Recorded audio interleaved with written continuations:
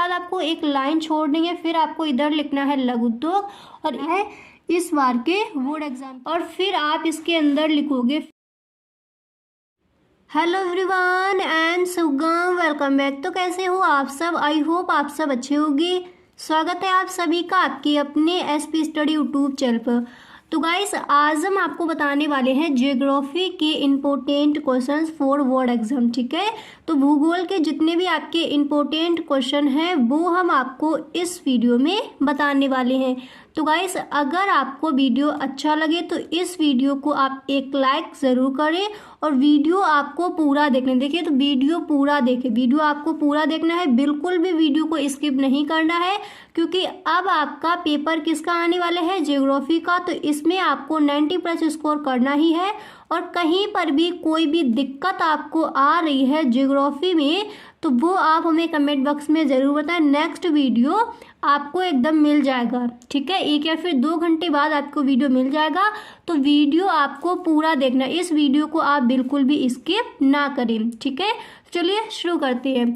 तो सबसे पहले देखिए, जो आपका फर्स्ट प्रश्न है वो मैंने यहाँ पर लिया है। देखिए, आपका फर्स्ट प्रश्न यहाँ पर दिया गया है कि उदाहरण देते हुए नियोजित बस्तियों की 2 विशेषताएं बताइए। जो बस्तियां हैं उनकी आपको 2 विशेषताएं बतानी है नियोजित बस्तियों की। ठीक है, तो सबसे पहले आप हेडिंग डालोगे कि नियोजित बस्तियों के विशेषताएं। ठीक है, इस तरह से आपको हेडिंग डालनी है, और फिर इसके अंदर आपको लिखना है कि नियोजित बस्तियों की 2 विशेषताएं निम्नलिखित हैं। ठीक है, फिर आप लिखोगे कि ये बस्तियां सरकार द्वारा ग्रामवासियों से अधिग्रहित भूमि पर बसाई जाती है। ठीक है, सबसे पहले आप हेडिंग इस तरह से डालोगे, फिर जो बस्तियों की विशेषताएं हैं उनको आप लिखोगे। फर्स्ट विशेषता आपकी ये होगी, फिर आपको सेकंड पॉइंट डालना है और उसमें आप लिखोगे कि ऐसी बस्तियों में सरकार द्वारा अधिकृत भूमि पर निवासियों को सभी प्रकार की आधारभूत सुविधाएं प्रदान की जाती हैं। ठीक है, जैसे आवास, पानी, बिजली, सीवर एवं सड़कें आदि। इतना आपको लिखना है।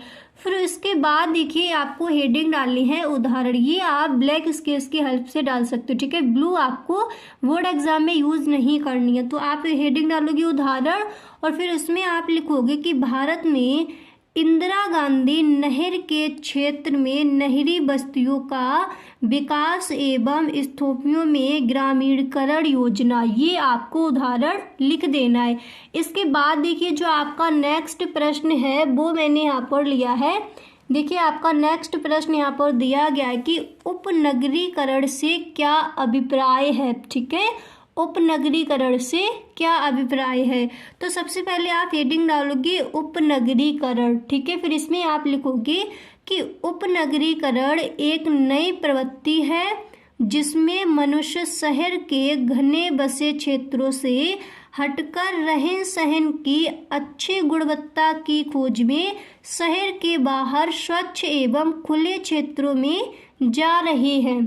ठीक है, ये आपको अच्छे से याद भी हो जाएगा, बहुत ईजी है। फिर इसके आगे आपको लिखना है कि बड़े शहरों के समीप ऐसे महत्वपूर्ण उपनगर विकसित हो जाते हैं जहां से प्रतिदिन हजारों व्यक्ति अपने घरों से कार्यस्थल पर आते जाते हैं। ठीक है, तो इतना आपको लिख देना है कि उपनगरीकरण से क्या अभिप्राय है। तो आपको आंसर इस तरह से लिखना है। समझ आ गया? अब देखिए, जो आपका नेक्स्ट प्रश्न है वो मैंने यहाँ पर लिया है। इसके बाद देखिए, जो आपका अगला प्रश्न है वो मैंने यहाँ पर लिया है कि अंकीय विभाजन क्या है। ठीक है, प्रश्न आपका यहाँ पर क्या दिया गया है? अंकीय विभाजन क्या है? तो इसका आंसर आप इस तरह से लिखोगे कि अंकीय विभाजन यानी डिजिटल डिवाइड।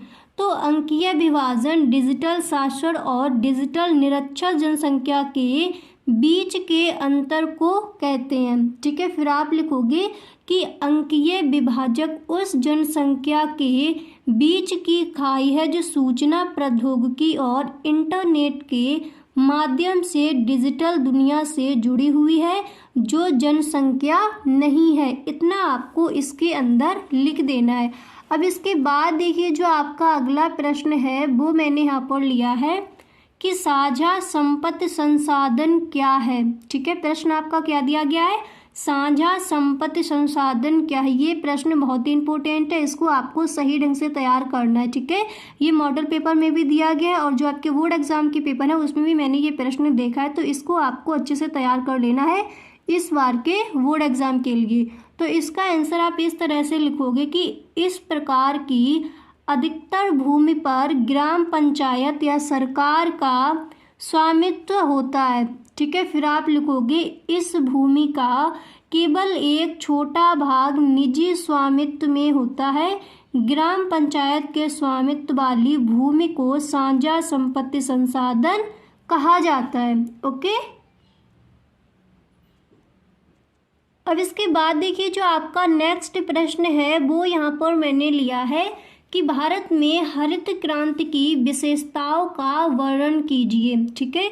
ये आपको भी पता है, कई बार ये क्वेश्चन आस्क किया गया है बोर्ड एग्जाम में। तो भारत में हरित क्रांति की विशेषताओं का वर्णन कीजिए। तो सबसे पहले आप हेडिंग डालोगे भारत में हरित क्रांति की विशेषताएं, और फिर आप इसके अंदर लिखोगे, फिर आपको लिखना है देखिए कि हरित क्रांति की मुख्य विशेषताएं बीजों की नई और अधिक उपज देने वाली किस्मों की शुरुआत, कृषि नुकसान को कम करने के लिए उर्वरकों, कीटनाशकों और खरपतवारनाशकों के बढ़ते उपयोग आदि हैं। इस तरह से आपको लिखना है। इसके आगे आप लिखोगे कि भारत सरकार द्वारा कृषि के आधुनिकीकरण के लिए हरित क्रांति लागू की गई थी, ठीक है।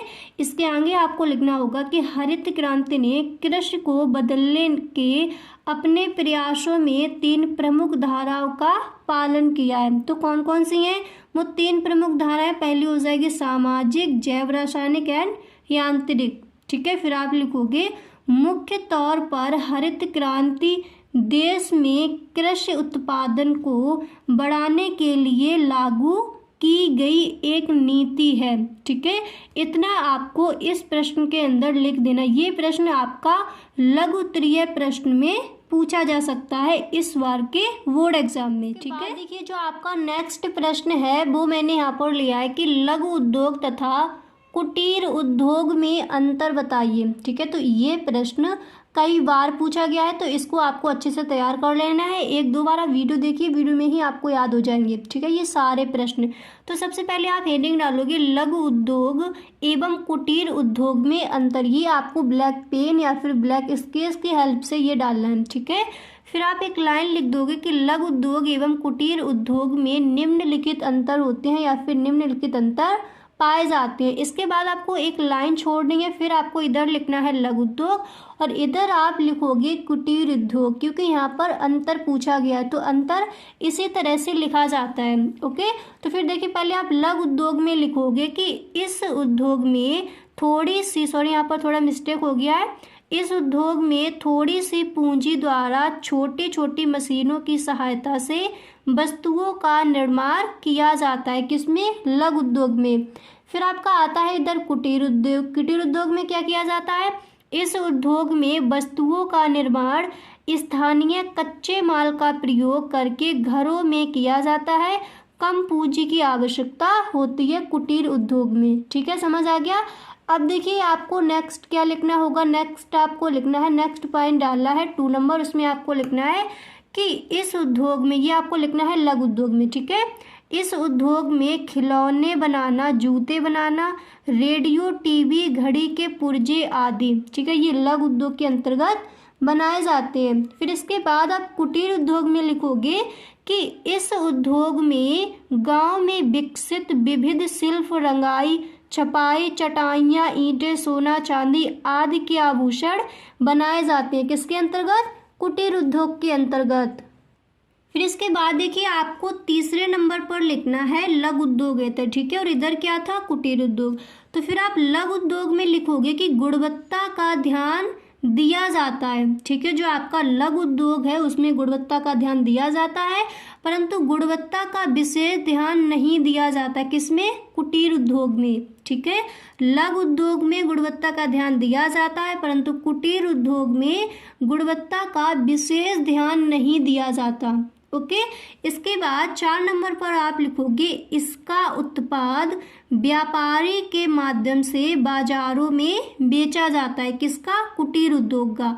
ठीक है, कुटीर उद्योग का उत्पाद व्यापारी के माध्यम से बाजारों में बेचा जाता है, परंतु जो कुटीर उद्योग है उसका इसका उत्पाद स्थानीय बाजार में परिवार के सदस्यों द्वारा बेचा जाता है।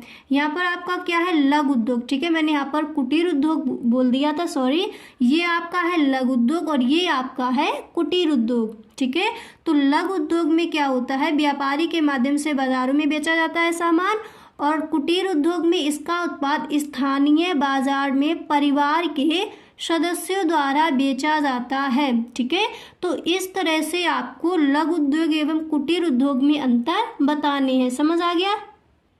तो गाइस आज के लिए बस इतना ही। मिलते हैं नेक्स्ट वीडियो में। अगर आपको वीडियो अच्छा लगा हो तो इस वीडियो को अपने दोस्तों में शेयर ज़रूर करें। Okay, thank you.